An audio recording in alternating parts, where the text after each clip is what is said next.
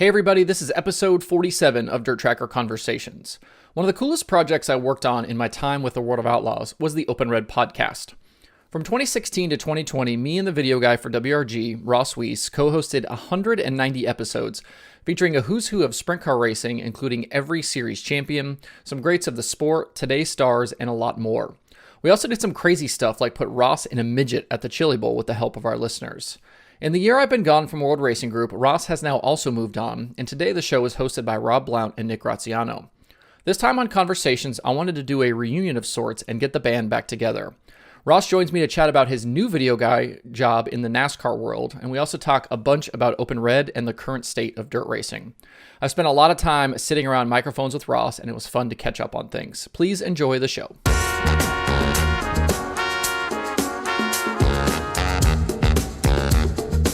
We are back together again. It's weird to say that. What's that? Reunited. It's weird to say that though, because I see you pretty regularly now, being as how you're on my side of things. Yeah. After all of these years. Well, what'd you call it? The dark side? The dark side. Yeah. For all of the dirt racing people, I feel like it's pretty easy to like crap on NASCAR. So it's like that was the easy thing to say, was that it was the dark side. Mm-hmm. But yeah, tell everybody what you've been doing. And I left World Racing Group in June of 2020, and then you lasted a few more months longer than me. But when did you leave, and what are you doing now? So like end of January was my last days with World Racing Group. And February 1st, I started with Stewart Haas Racing, also here in Concord, North Carolina, in the Kannapolis area, as their video content manager. So I was one of about 4 new hires they made all at once towards kind of bringing in-house their social content, digital efforts, to have those efforts to offer all of the great partners that Stewart Haas has, to kind of have this in-house content arm to be able to do things like video production and graphic design without going to some outside source. So, you don't go to all the races, but you come to a lot of the races. When you're at the racetrack, what are you doing? I like the way it kind of looks to me is that, we always talked on Open Red about when you would go to the track and do cool ship patrol. And that's kind of what it feels like you're doing at the track now. Yeah, it's very much the same thing. I've been using the word cool ship patrol inside the walls at Stewart Haas already too. But it's a lot of that, providing content that gets used on social media during the race and stuff that we use for video pieces throughout the week as well. It's kind of just building up that B-roll library every week for each of our partners, each of our drivers, kind of having that library in-house of good footage of drivers and crew chiefs and sponsor logos that we can call on depending on what video needs may dictate it. Similarities and differences between dirt and NASCAR, Stewart Haas and World Racing Group. Like, what are things that like really stand out to you as different as you've kind of jumped into this new world? The first thing, and I told this to a few people when I started, but obviously like I made the transition from 7 years working for the series with the World of Outlaws to now working for a team racing within a series. So kind of learning to operate within that kind of smaller sandbox that NASCAR kind of puts its teams in and everything. Because at the Outlaws, I, for more or less, kind of just had free reign to go and do whatever I pleased when I was at the racetrack. So learning to operate within their rules and their expectations when at the track at a NASCAR event is sometimes frustrating, but also kind of oddly intriguing at times, trying to learn how to prosper and thrive within that kind of smaller box. What kind of stuff are you, you're not doing like on track stuff, right? Like you're doing more kind of behind the scenes stuff with the drivers, things like that, right? Yeah. It's more like, shots on pit road, shots of the crew chiefs, drivers getting in and out of the cars before and after the race. But so it's stuff to where then when a Hunt Brothers Pizza or a Rush Truck Centers, comes and says, hey, we need a quick shot of Chase Briscoe, getting in the car to use for something. We've got something in-house that we can send them real quick to use for whatever needs they may have. Are the tools similar? Are you using the same software, same cameras? Like, are you kind of doing a lot of the same things actually, like in terms of the video itself? Yeah, I was one of the. It sounds like an insignificant change, but I did most all of my editing work on like Apple and Mac computers at the Outlaws, and I'm working on like a PC laptop now at Stewart Haas. So kind of relearning how like a lot of the keyboard shortcuts work in my editing software and everything on a PC versus a Mac is I still kind of find myself getting frustrated pressing a key combination I think is supposed to work, and it takes me 4 or 5 times to realize, oh, because that's supposed to be this other combination. But just kind of little stuff like that. But for the most part, I've got like a little bit newer version of the same camera, so like the buttons are in the same place, and I felt very comfortable with their camera equipment pretty quick from day one for sure. What's it like working in a cup shop for the first time? And obviously a place like Stewart Haas, it's a big building. They've got sort of the building next door for the Formula One team, and there's cup cars and Xfinity cars and drivers in and out and pit crew practice, all these things. What's it like from your perspective to work inside a cup shop? I mean, a lot of it so far for me has been relationship building, just because there is so many people there, and I'm kind of the new guy walking everywhere with with a camera. And if there's one thing that a lot of the engineers and very smart people we have on our campus don't like, it's the fear of cameras giving away some of their kind of proprietary speed secrets. So just, but it's building a lot of great relationships already, but it's cool because there's always something going on. So be it pit stop practice out behind the building, where our offices in the partnership marketing department are in that F1 building on campus. So you got to walk across the parking lot to go get over to the cup shop and everything. And there's pit stop practices. There's something going on in the hauler bay. You're just daily, you are immersed in the sounds and smells of racing, and that's really cool. As you kind of, meet people and be a part of the community there at Stewart Haas, and then also kind of the greater NASCAR community, one of the things that I love is like all of the kind of side conversations that end up happening about dirt racing, and the people that know what I've done in the past and know what I still do that approach me. Have you had that same experience? Oh, absolutely. Like even like my day one in the Cup Garage for me was the Busch Clash back at Daytona this year, and you know, NASCAR kind of had all of us content people like assigned to an individual team to kind of start off at the beginning of the year. So my day one in the garage, I was assigned on the 4 car with all of Harvick's guys, and Ronnie Childers and Cheddar Smith, the car chief over there, and everyone had kind of warned me ahead of time that like that was one of the hardest groups of guys to get in with, because they've all been together for so long. But I kind of walked up to the car first thing in inspection, and Cheddar, who's just a funny guy, who's Harvick's car chief, Big like, Chili hey, Bowl fan. He's like, hey, who are you? Who are you? And Ronnie Childers goes, hey, he's the one that came from the World of Outlaws. And Cheddar goes, oh, no shit. And then it was just so he and I have gotten along pretty well so far. But it's just like even just this past Sunday at Coda, like I'm sure you had the same thing when we were there in Austin. But if I had $1 for every person that came up to me on Sunday in Coda and went, dude, how about Dave Blaney? Yeah. It was so cool. Just the amount of people that were so pumped for him in the Cup Garage, and that keep up with not just outlaw racing, but all kinds of dirt track racing on a weekly basis. Yeah. Cheddar, actually, I've known Cheddar a really long time. Cheddar was the gas man way back in the day when I pitted the 9 car. So I've known him a long time, and he's a big Chili Bowl guy. He's been to Chili Bowl a few times and is a big fan of that. He and I have stood and talked Chili Bowl in the shop a few times. Yeah, for sure.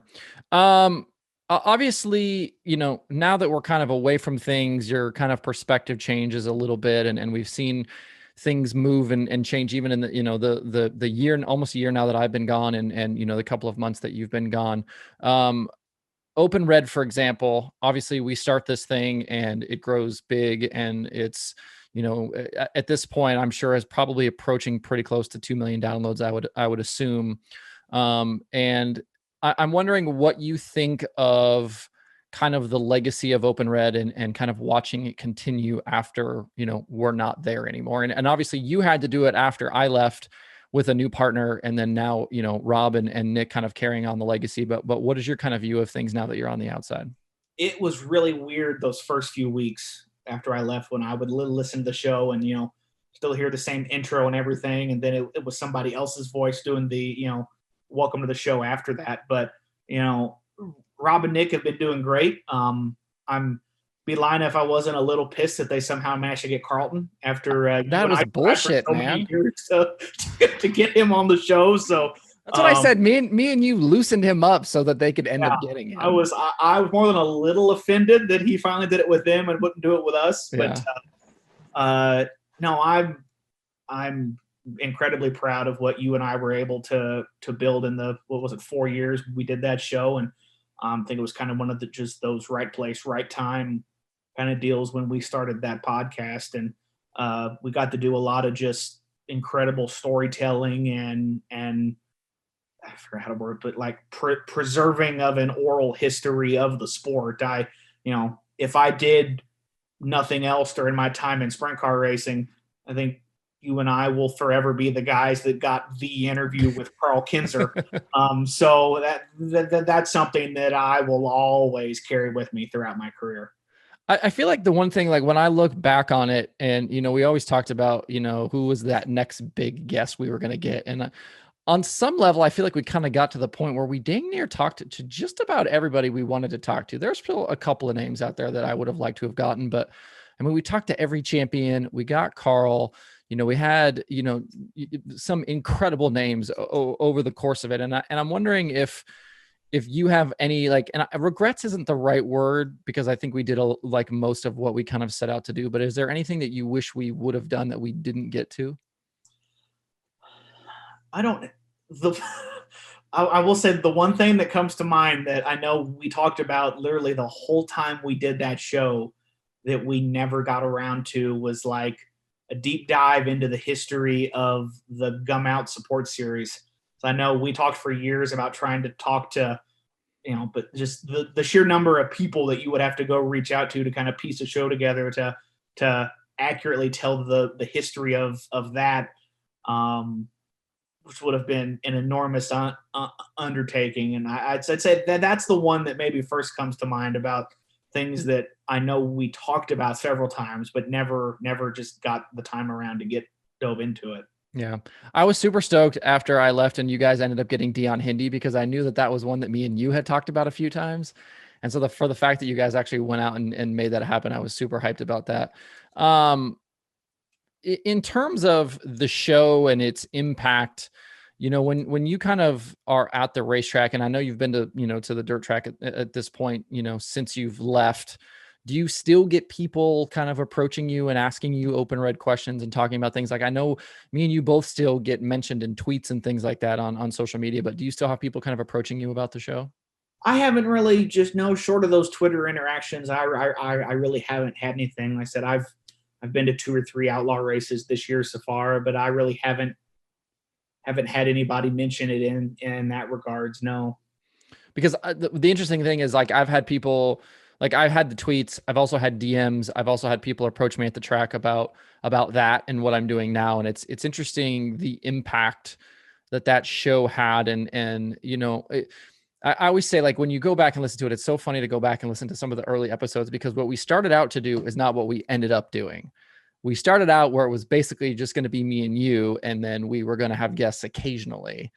And then the more we did it, the more we realized that nobody really gave a shit about what me and you had to say, that it was more about... It was the best revelation we ever had. Yeah. It was more about who we could get and how much fun we could have with the people we got. But I think it's interesting that, it's fun to watch it kind of continue on, and that like the kind of open red brand is so powerful even to this, moment that other people can take over the show and it still goes on. But it's definitely something I'm super proud of. And honestly, like why I'm continuing to do what I do with my own stuff is because of that. And when I left, it was like, as I looked back on it, I was like, man, I really enjoyed that part of it. Like, I think I'm going to get back into that just because I liked it that much. And I'm wondering, like, is there a point in the future where like, we're going to see you do something like that? I mean, are we going to see your face on things with Stuart Haas, or, I mean, are you just trying to be behind the scenes at this point? You'll hear my voice occasionally on Stuart Haas's weekly podcast already. I kind of do the editing for that for them, and inevitably sit in the room and kind of run the soundboard for them when they have when they do all of their recording. So I'll inevitably wind up getting called upon to talk about some trackside experience from, Jake or Nook or, one of the guys there on that deal. But I haven't had a huge desire to kind of dive back into some of that. I don't want to use a phrase like I got a lot of that out of my system doing open red, but man, I just think, and I know you can speak to it from our open red experiences and from, I'm sure, doing Dirt Tracker here weekly, but folks, just the amount of weekly effort required to find a name to have on the show, to do your research, to have intelligent questions lined out ahead of time to ask them is I think people greatly underestimate what goes into getting some of these shows on the air weekly. And it's not a small task to provide this content to people week in and week out. Yeah, I've had, a few people, because, doing the daily is like one of the probably the dumbest things I've ever decided to do in my life. To put out, and like even 10 minutes, like, I mean, most of them are 8 to 12 minutes, but I'm literally at my computer for probably 3 hours a day just to put together those 10-minute episodes. And then, on top of that, doing it, trying to do a conversation episode every week, which, takes 30, 45 minutes or an hour to record. And then because I'm an idiot and I want to do a podcast and the YouTube show, I then have to edit both, and something that I, watched you do millions of times is watching blue bars fill up as things rendered out. Yep. I'm now sucked into that with Premiere and all of these things that I have now on my computer to make all the After Effects and all of this stuff. And it's like, it's so much work. And the only reason I'm able to do it is because I don't work at World Racing Group anymore. and my tire changing, allows me a lot of free time during the week that I can do this, but I spend like way too much time sitting at this computer to try to make all of this stuff happen. And it's like, it's so much fun when you finally get to hit publish and people get to see what you're doing and you get that reaction. But like, in the meantime, when you're sitting here for 2 hours, like watching bars fill up, it's like, this is really stupid sometimes. That's what I think I've told you several times when we worked together at the Outlaws, but I've always joked video editing is only about 30% like actual time spent working and 70% just staring at your screen waiting for various colored bars to fill up. Yeah, when it's like, it's so bad because you have like, you edit the video and then you have to put it on YouTube, and it takes, 45 minutes for it to upload to YouTube, and then you have to wait for it to process on YouTube before you can actually publish it. And then I got to go back in the audio and put the podcast together. So I got to do editing there, then upload it. And then, I got to update the XML feed and I got to put it in my database. Like there's always things. And it's like, nobody realizes like how much work all of that stuff is. But how much are you still talking to people at World Racing Group? Oh, I text with Brian Dunlap damn near every day of the week still. Cause I never hesitate to tell people he wasn't just a boss or a supervisor when I was there, but he's one of my best friends in the world. So I don't go too long without talking to him or Chris Owens or any of the guys there. And I'll inevitably every couple of weeks wind up at lunch with them still, because I'm not that far up the road from World Racing Group at Stuart Haas's shop. Rosario's is kind of right perfectly in the middle there. Yeah, we still wind up at Rosario's or Mi Pueblo or any of the same restaurants all the time they're in Concord. So I've got pretty regular contact with most of them. And Nick White, who's now kind of the in-house video guy there, I talk to him pretty regular, and he'll reach out with questions about where he might find, certain video stuff in the archives there at WRG. And I'll always answer one of his phone calls to help make sure that stuff's still going good there. Yeah, I'm kind of in the same boat with Chris. Like, I like sometimes I talk to him once a week, multiple times a week. Sometimes it's once every couple of weeks. But now, like, he's been coming back, because I don't know how many people know, but Chris, who's kind of like the main web guy now for World Racing Group, is also a NASCAR photographer.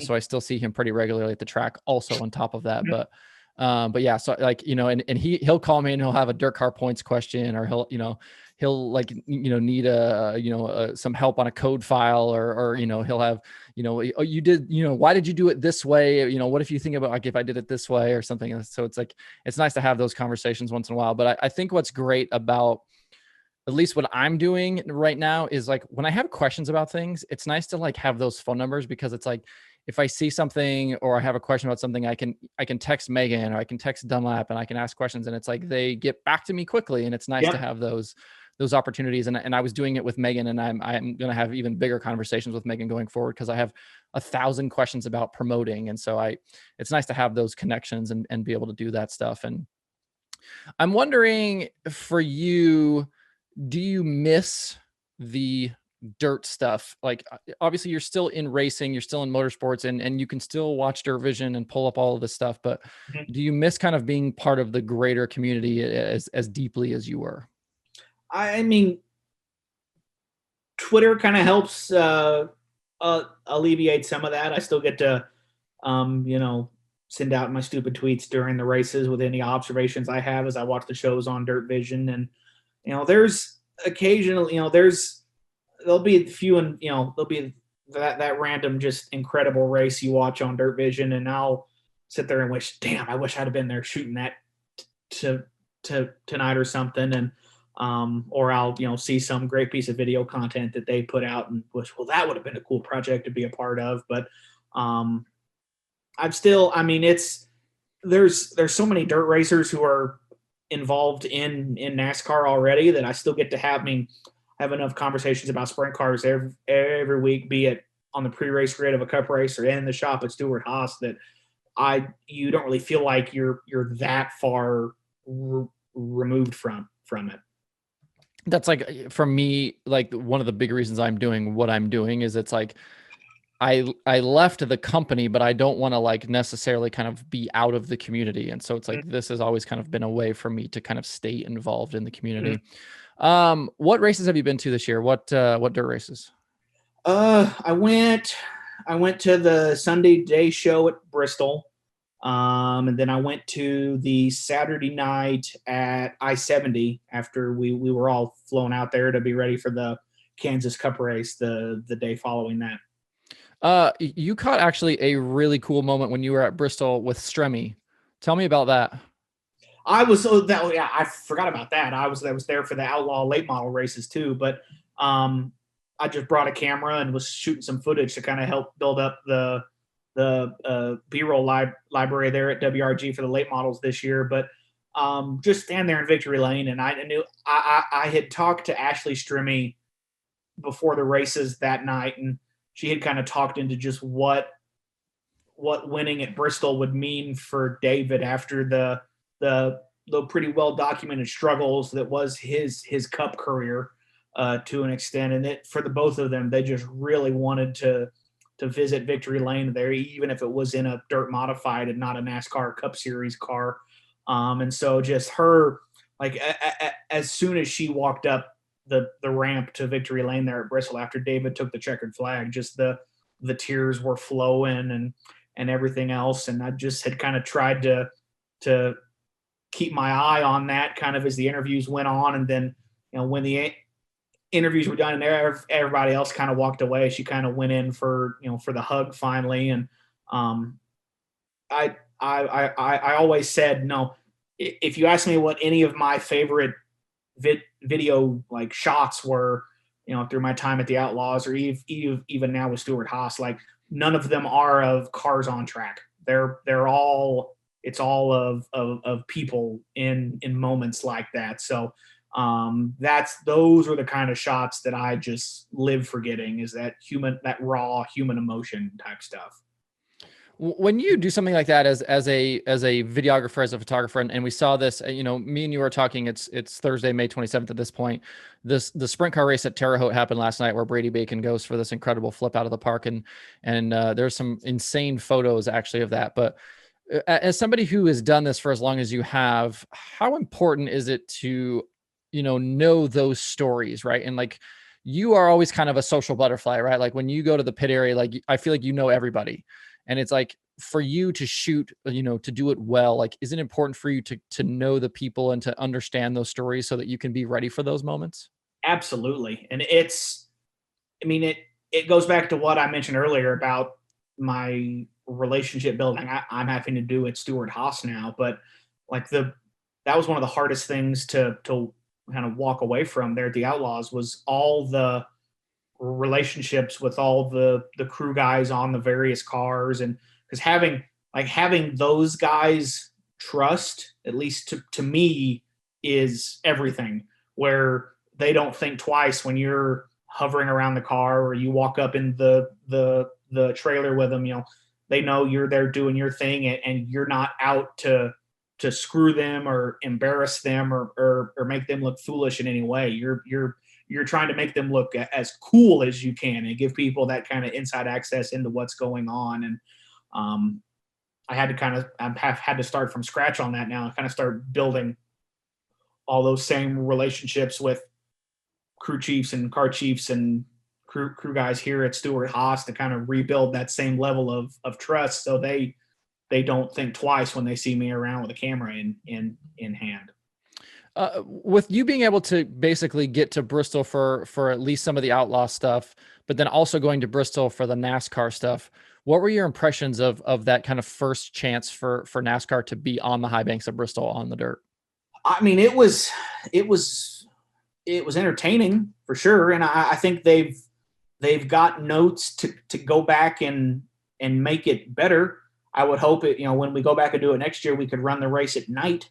That would be really cool. But because I think we saw in that last 50 lap stage of that Cup race on that Monday when they did a big track rework and then went out there for the last 50 laps. Like there was some really good stuff there with Logano and with Hamlin, and that was after the sun went down and the track was shaded, and I think that really gave at least proof of concept to how much better the track would hold up under a evening or night show versus racing under the broad daylight in there. But I think the craziest thing for that experience for me was just kind of seeing so many of the crew chiefs and team members kind of just out of their comfort zone, and just having to learn a new vocabulary and everything. I think like one of the funnier moments of the weekend for me was like we were a couple hours before practice on that Friday of the weekend,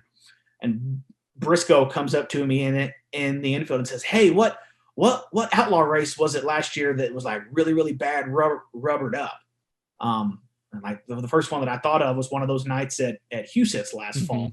So I told him that. Well, he goes back. Briscoe is using the highlights from an outlaw race in 2020 to explain what rubber down is to Johnny Klassmeyer, his crew chief. Because for so many of the crew chiefs and other crew guys out there, like when the track got the littlest bit slicked off, in their mind, that was rubbering up. So Briscoe was using sprint car highlights to explain to all of his crew guys what the difference was in a slick track versus a rubbered up dirt track. And so that was pretty funny, just kind of watching those guys having to kind of learn a whole new vocabulary and a whole new way of doing things through that weekend at Bristol. You mentioned Briscoe there, and obviously he's somebody I want to ask you about because the famous Ross Wece's couch, Chase Briscoe was one of the, there it is, was one of the tenants of Ross Wece's couch at a certain point. What's it like, obviously like he's a friend of yours and you've gotten to see him kind of rise to this point, but what's it like now, even like being in the building and doing video work with him and seeing him kind of go through all of this as he finds his way? There's a lot of it that's, I mean, he's been in NASCAR long enough now that a lot of it is kind of, I don't want to say I'm numb to any of it, but I would say it doesn't quite hit me as hard as it used to. But the first couple of weeks there at the shop was pretty cool to kind of, he and I kind of back on the same team, so to speak, because we, kind of just, life happens, so to speak. We hadn't been in as close a contact for the last several years, just as he got busy doing the truck and Xfinity stuff he was doing. And I was there at the Outlaws, and we kind of really got kind of closer friends again through being back in the same building now. So it's been a lot of fun to work with him. We sat next to each other on the plane on the way home from COTA and just talked dirt racing the whole time, and talked about the race there at COTA. And it's just really, really cool to see what he's been able to go on and accomplish, and just kind of hopefully counting the days so that first Cup win can come finally. Your impressions so far this year of what we've seen, and whether that be Outlaws, All-Stars, USAC, like what are things that kind of stand out to you this season that you've seen, whether you've been at the track or watched on streaming?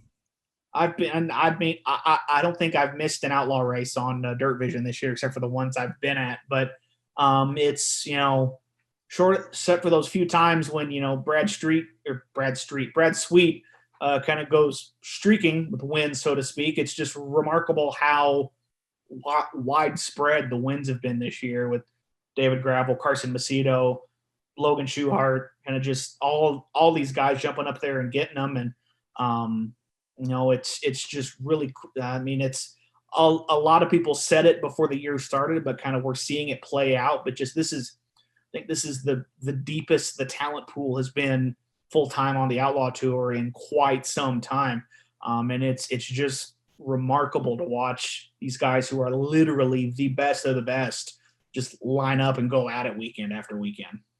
What do you think about the situation with shots? Like, obviously, we've been waiting for win 300 for, a growing amount of time now, that last win being the National Open last year. And before people hear this, this will probably come out next week when, he very well may have won 300 by the time we talk about this. But, where do you think, what do you think of that situation? Are we at a point where it's like we can't talk about it because it's like jinxing it every time we do talk about it? Like, what are your feelings about this? I don't really buy into the whole jinx thing or whatever. People are going to talk about it. They're going to talk about it. They're just, it's the inevitable kind of ebb and flow of motorsports. You're on top. I mean, I'm experiencing that working with Stuart Haas this year. They won like 18, 19 races across the Xfinity and Cup Series last year. And here we are June 1st, and we're still kind of holding a big goose egg down in that column over there. So I have no doubt that they'll get back on top at some point. I sat, as we're recording this, I sat and talked to Steve Post at Millbridge last night. And he talked about, they had Lance DeWeese on the Wing Nation podcast this week, who just got 100 at Williams Grove finally. And it's, Lance talked about on there about, you kind of get right to the threshold of these big, monumental numbers, and there's just some kind of block that exists there all of a sudden. And then once you finally break through that, then the sky's the limit. You can go on a tear again. So I'm sure once they put that perfect night together and Donnie can crack off 300, there's no reason he can't go out and win 10 more after that. Kyle Larson. I mean, obviously what we saw last year was beyond insane. But now, like, he's like a late model racer. Like, that's just like, we're seeing him more in the late model than we're seeing him in anything else. And now, like, I heard this week that like he could potentially like be one of the people that could go win the dream or one of the dreams.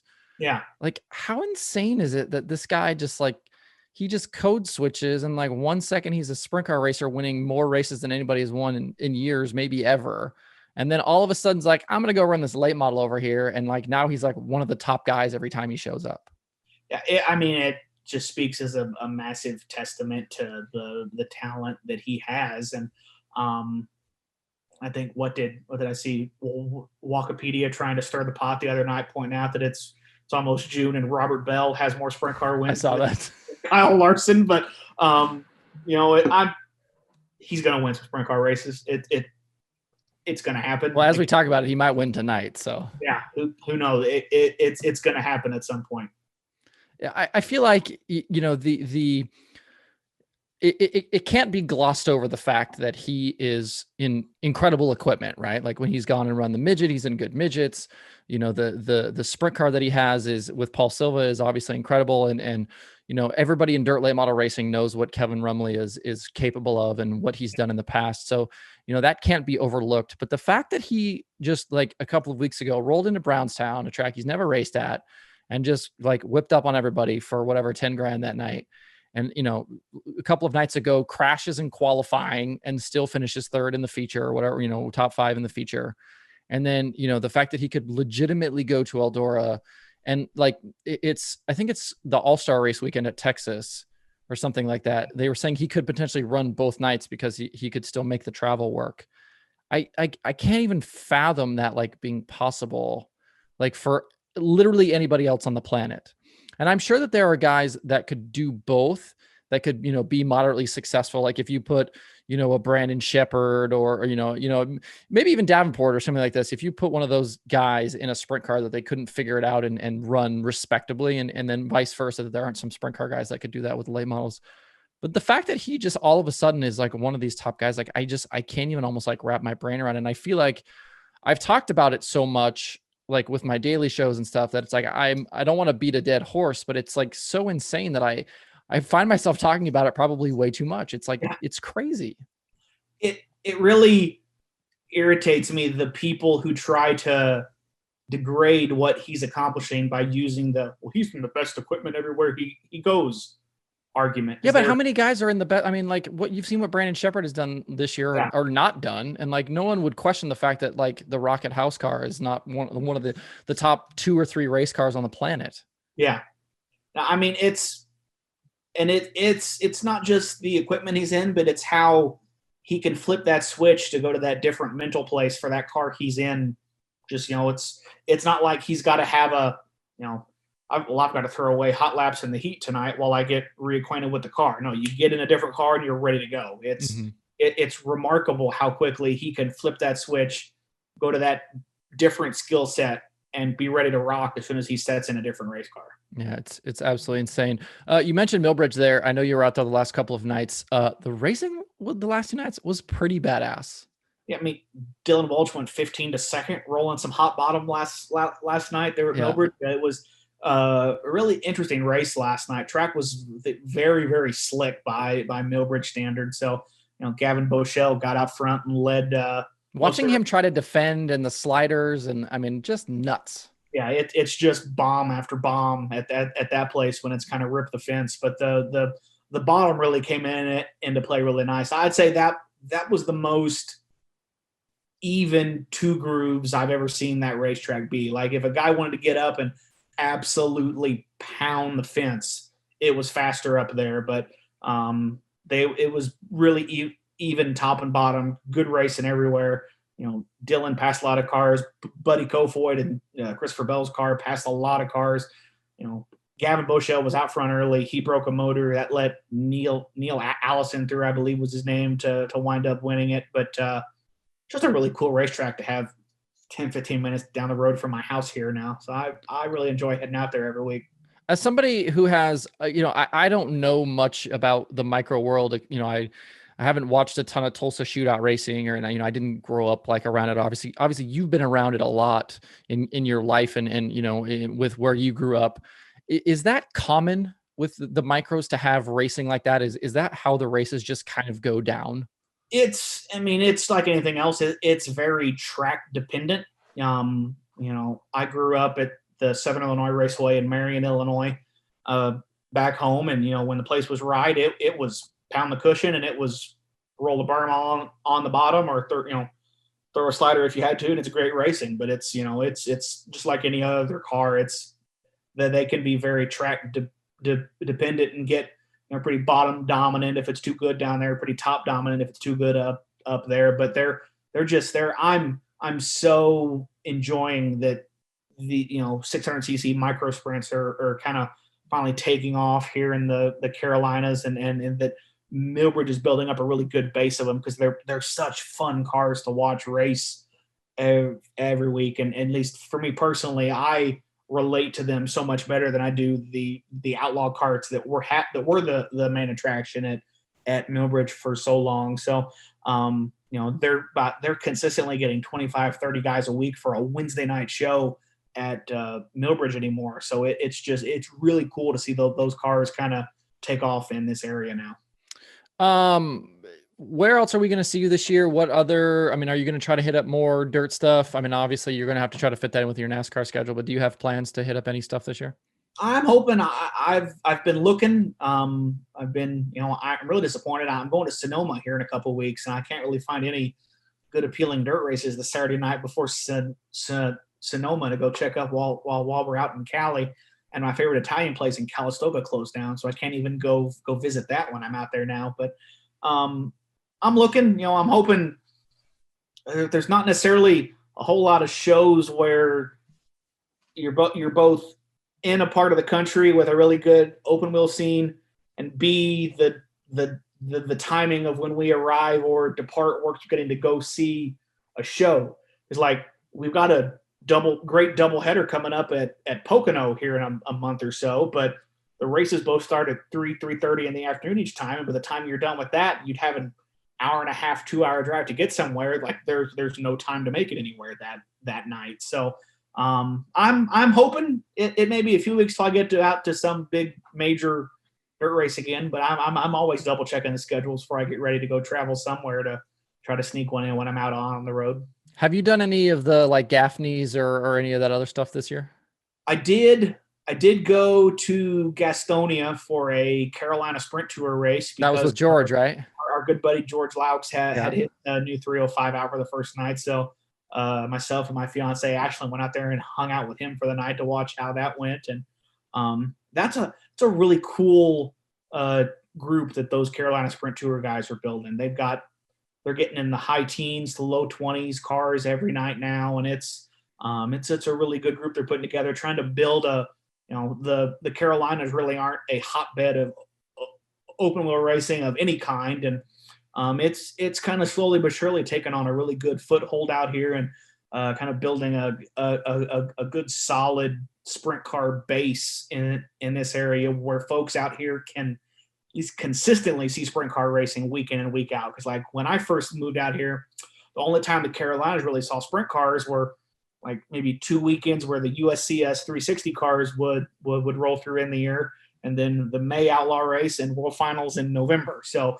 the Carolina Sprint Tour is definitely filling a gap out here in the Carolinas and getting open wheel racing in front of this fan base on a more consistent basis. Do you already have your Chili Bowl vacation time? Was that part of your deal with Stuart Haas? I have not. At this point, I have to go to Tulsa. They already know how important that week is to me, because like I've got my whole everything set up in my cubicle from when we raced it in 2017, but I haven't had those exact conversations yet. But could you work that and make it a work trip? Because Briscoe, is he going to bring cars all the time? Like he's a car owner. That's 100% the game I plan to try to run already. I've been building that about trying to just provide Stuart Haas content the whole week when I'm out there to justify my presence for sure. Yeah, I actually used you this year for some video work at Chili Bowl, so it's fun to see that stuff. Well, Ross, I will let you go. We've been going here for 45 minutes, and I'm sure your fiance would love to hang out with you a little bit before you have to. Are you working this weekend? I'm actually not working the 600 this weekend. No, really? This is like the 1 week in 7 in a row that I'm not scheduled to work. So this is like one of the best weeks to work in NASCAR because you get to sleep in your own bed. I'm going to still sleep in my own bed and then enjoy the race from my couch with a cold drink in my hand. So the best part is for me I live in Harrisburg. The racetrack is 3 miles from my house. So last year when we had rainouts and stuff, I would come home in between. So, cause I'm super close. And then I just watch Twitter to see when things would come back, and then I go back over to the racetrack. But well, damn, I was going to say, I'll see you at the racetrack this weekend, but I'm not going to see you at the racetrack this week. I'll be back at Sonoma. That's my next one. I love the Sonoma trip, by the way. It's one of my favorite trips. I was so bummed that we didn't get to do it last year, but the Sonoma trip is always super fun. It'll be my first time getting to go there. So I'm looking forward to crossing that place off the list too. So it's the way the road course is laid out there, it's kind of on the side of a hill. And it's literally, if you stand in the right places, you can actually see dang near the whole racetrack. And it's really fun. I've been having so much fun getting to go to, this is the most new racetracks I've gone to in a short amount of time ever. What's the count at right now? Total? Yeah. I don't even know what the total racetrack count is, but I've just been going to so. You haven't updated the spreadsheet in a while? So many of these Cup Series venues have been new stops for me. And we were there in the infield at Coda, and one of my bosses there asked, "Well, how are you taking to figuring out the new facility?" I'm like, "This a new facility isn't just this weekend for me. This has been an every weekend feeling for me. It's the first time in the infield at Daytona, first time in the infield at Phoenix, first time in the infield at Atlanta, first time in the infield at Dover, first time everywhere has been new places for me everywhere I've gone this year." So yeah, it's the where am I parking? How am I getting in the infield? And we had that this last weekend at Coda for us, because when we pit all 3 series, and it's where are we putting pit boxes? Where are we putting tires? How are we parking? Like, it's like all of these things. And it's like, now that we've been there, it's like, okay, now we'll have a game plan for the next time we go, but trying to figure all that stuff out on the fly is pretty Biggest silly. question though that has to get answered every week is what's the shortest path back to the airport? Oh As yeah. I've been learning. Holy shit. Yeah. Well, we have a system. So like we are one of the best on pit road at tearing down our box. Like we've been doing it for, almost 4 years together now. And like, we can have our box tore down real fast. And so like we tear the box down and then we help as much as we can load the trailer. But then our goal is always to beat our road crew out of the track. And our plane is like our team and then like a handful of other people. So it's like, if we get there, we get basically our choice of seats anywhere on the plane. Yeah. So the biggest goal for us is just making sure we beat the road crew out. This weekend at COTA, we parked outside at COTA both days. We had an infield parking pass for Sunday, but it was full by the time we got there. So we had to park outside. I literally ran and you were there. So, we parked in the T lot, which was up the hill. I ran up that hill. I ran up that hill. I ran from the garage area all through that out the tunnel and up the hill to get the van. I come down the hill. And by the time I was down the hill, our guys were coming out of the tunnel. Literally, they're loading in the van. As we pull out, our road crew is the next car coming out of the tunnel. So that's the game we play every week. So there's Stuart Haas has two planes. Yeah. The game every week is that you want to get on the first one. Yeah. Got to make plane one. Yeah. So it's a mad dash every trying to make plane one. When I worked at Roush, like back in the day, Roush had 2 really big planes. And so the game was always, and you would start texting people, like you either wanted to be early for the first plane so you could get your choice, but then because those were 3 wide planes. So like you would have to sit middle if you came late. Yeah. So you'd start texting to see how many people were on the plane. And then if there was a lot of people already there, then you drag your feet. So then you could get your choice of seats on the second plane. Yeah. And these are the things nobody ever sees and nobody ever talks about. This is the stuff we deal with every week. Yeah. Or like after hearing you talk about it so long, I kind of laughed when I saw how many of our guys on the plane break out their Nintendo Switches to start playing Mario Kart as soon as the flight's in the air. So it's quite a deal for sure. For sure. Well, Ross, thanks for doing this. I'm sure we'll probably do it again at some point in the future, but we got the first one out of the way. I feel like we had to do the initial Open Red reunion, and then now we can just do normal things going forward. Absolutely, bud. Thanks for having me. It's a really cool thing you got going here with DIRTRACKR in the whole conversation series. So I enjoy listening when I get a chance. I've got like a half-hour drive to the shop in the morning, so that's my podcasting time. It'll take me kind of 2 and 3 round trips to get done with some interviews occasionally. It's a really cool deal. Thanks for having me on.